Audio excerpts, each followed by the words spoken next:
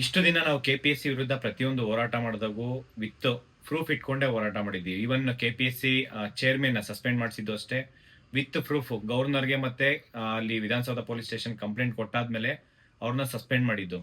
ಅದೇ ರೀತಿ ಸಾಲು ಸಾಲು ಅಕ್ರಮ ಕೆಪಿಎಸ್ಸಿ ಪ್ರತಿ ಒಂದು ಎಕ್ಸಾಮ್ಸ್ ಅಲ್ಲೂ ಅಕ್ರಮ ಆಗಿದೆ.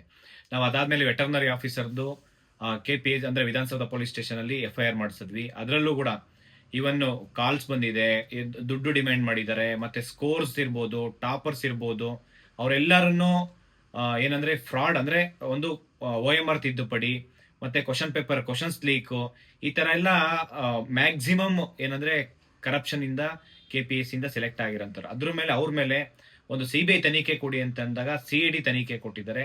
ನಾಳೆ ನಾವೇನು ಹೋರಾಟ ಮಾಡ್ತಾ ಇದೀವಿ, KPSC ನಾನು ಇವತ್ತು ಅಷ್ಟೇ ಹೋರಾಟ ಮಾಡಿದ್ದು. ಲಾಸ್ಟ್ ಅಂದ್ರೆ ಜುಲೈ 3ನೇ ತಾರೀಕು ಅಂದ್ರೆ 3 ಜನ KS ಕ್ಯಾಂಡಿಡೇಟ್ ಮೇಲೆ ನಾವು FIR ಮಾಡಿದ್ರೆ ಪ್ರಿಲಿಮಿನರಿ ಎನ್ಕ್ವೈರಿ. ಅವಾಗ FIR ತಗೊಂಡಿರ್ಲಿಲ್ಲ.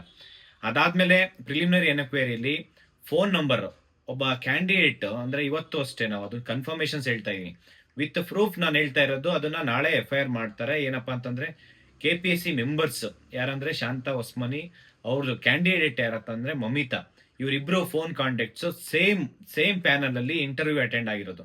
ಇವರಿಗೆ ಗಲ್ಲು ಶಿಕ್ಷೆ ಆದ್ರೂ ಕಡಿಮೆನೆ. ಯಾಕೆ ಅಂತಂದ್ರೆ ಫೋನ್ ಕಾಂಟ್ಯಾಕ್ಟ್ ಇಟ್ಕೊಂಡು 70-80 ಲಕ್ಷಕ್ಕೆ ಇವರು KS ಇಂಟರ್ವ್ಯೂ ಅಲ್ಲಿ ಸೆಲೆಕ್ಟ್ ಆಗಿರೋಂಥದ್ದು, 25ಕ್ಕೆ 25 ಮಾರ್ಕ್ಸ್ ಕೊಟ್ಟಿರೋಂಥದ್ದು. ಇವ್ರಿಗೆ KPSC ವಿರುದ್ಧ ಪ್ರತಿಯೊಂದು ಎಕ್ಸಾಮ್ಸ್ CBI ತನಿಖೆ ಕೊಡ್ಬೇಕಂತ ಹೇಳ್ಬಿಟ್ಟು ನಾಳೆ ಏನು ಹೋರಾಟ ಮಾಡ್ತಿದೀವಿ. ದಯವಿಟ್ಟು ಎಲ್ಲ ಆಸ್ಪಿರೆಂಟ್ಸು ನಾಳೆ ಬೆಂಗಳೂರು ಫ್ರೀಡಂ ಪಾರ್ಕ್ ಅಲ್ಲಿ ಬೆಳಗ್ಗೆ 10 ಗಂಟೆಗೆ ಹೋರಾಟ ಮಾಡ್ತಿದೀವಿ. ಹೆಚ್ಚಿನ ಸಂಖ್ಯೆಯಲ್ಲಿ ಈ ಹೋರಾಟಕ್ಕೆ ಭಾಗಿಯಾಗಿ. ಯಾಕೆಂದ್ರೆ KPSC ಅಲ್ಲಿ ಯಾರು ಬಡವರು ಸೆಲೆಕ್ಟ್ ಆಗ್ತಾ ಇಲ್ಲ.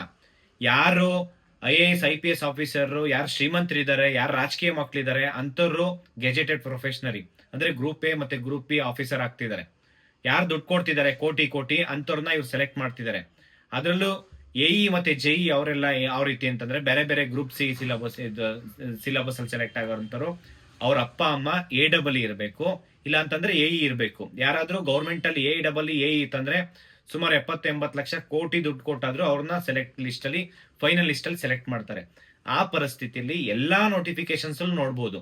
ಇದನ್ನ ವಿತ್ ಪ್ರೂಫ್ ಹೇಳ್ತಾ ಇದ್ದೀನಿ, ವಿತ್ ಪ್ರೂಫ್ ಇಟ್ಕೊಂಡು ಹೋರಾಟ ಮಾಡ್ತಾ ಇರೋಂಥದ್ದು.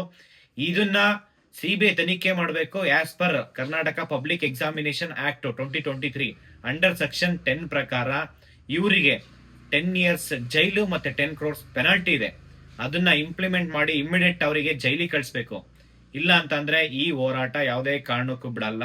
ಈ ಹೋರಾಟಕ್ಕೆ ಪ್ರತಿಯೊಂದು ಆಸ್ಪಿರೆಂಟ್ಸ್ ಮತ್ತೆ ಏನ್ ವೆಟರ್ನರಿ ಆಫೀಸರ್ಸ್ ನಾಳೆ ಹೋರಾಟ ಮಾಡ್ತಾ ಇದೀವಿ. ವೆಟರ್ನರಿ ಆಫೀಸರ್ ಅಲ್ಲಿ ಪಾಪ 10 ವರ್ಷ ಓದಿರೋಂಥವ್ರು ಇವತ್ತು ಸ್ಕೋರ್ ಲಿಸ್ಟ್ ಅಲ್ಲಿ ಇಲ್ಲ. ಆದ್ರೆ ಗೋಲ್ಡ್ ಮೆಡಲಿಸ್ಟ್ 10-15 ಗೋಲ್ಡ್ ಮೆಡಲಿಸ್ಟ್ ಇವತ್ತು ಲಿಸ್ಟ್ ಅಲ್ಲಿ ಸೆಲೆಕ್ಟ್ ಆಗಿಲ್ಲ. ಯಾರ್ಯಾರೋ ದುಡ್ಡು ಕೊಟ್ಟವರು, ಒಂದೇ ರೂಮ್ ಅಲ್ಲಿ ಇರೋಂಥವ್ರು, ಒಂದೇ ಅಪಾರ್ಟ್ಮೆಂಟ್ ಅಲ್ಲಿ ಇರೋಂಥವ್ರು ಅಂತವ್ರು ಸೆಲೆಕ್ಟ್ ಆಗ್ತಿದ್ದಾರೆ ಇವತ್ತು. ಆ ಪರಿಸ್ಥಿತಿಯಲ್ಲಿ KPSC ಇದೆ.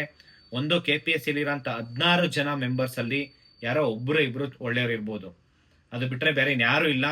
ಅಷ್ಟು ಜನನ್ನ ರಿಸೈನ್ ಮಾಡಿಸ್ಬೇಕು, ವಾಲಂಟ್ರಿ ಅವ್ರನ್ನ ಜೈಲಿಗೆ ಕಳಿಸ್ಬೇಕು. ಆ ರೀತಿ ಕೆಲಸ ಆಗಬೇಕು. ಎರಡನೇದೇನಪ್ಪ ಅಂತಂದ್ರೆ ಎಲ್ಲಾ ಸ್ಟೂಡೆಂಟ್ಸ್ ಒಗ್ಗಟ್ಟಾಗಿ KPSC ವಿರುದ್ಧ ಹೋರಾಟ ಮಾಡಲೇಬೇಕು ರಾಜ್ಯಾದ್ಯಂತ. ಅವಾಗಷ್ಟೇ ನಮಗೆ ಏನು ಯುವಕರು ಭವಿಷ್ಯ ತುಂಬಾ ಇಂಪಾರ್ಟೆಂಟ್. ಯಾಕೆಂದ್ರೆ ಯುವಕರು ಈ ರಾಜ್ಯದಲ್ಲಿ, ಈ ದೇಶದಲ್ಲಿ ಮೋರ್ ದೆನ್ 65% ಯುವಕರು ಇರೋದು. ಇದನ್ನ ಸರ್ಕಾರ ಎಚ್ಚೆತ್ಕೊಂಡು ಈ ಕೂಡಲೇ ನಮ್ಮ ಬೇಡಿಕೆ ಏನಿದೆ ಅದಕ್ಕೆ ಸ್ಪಂದಿಸಿದ್ರೆ ಒಳ್ಳೇದು. ಇಲ್ಲ ಅಂತಂದ್ರೆ ಯಾವ ರೀತಿ ಹೋರಾಟ ಮಾಡ್ತೀವಿ ಅಂತ ಹೇಳಲ್ಲ, ಮಾಡಿ ತೋರಿಸ್ತೀವಿ.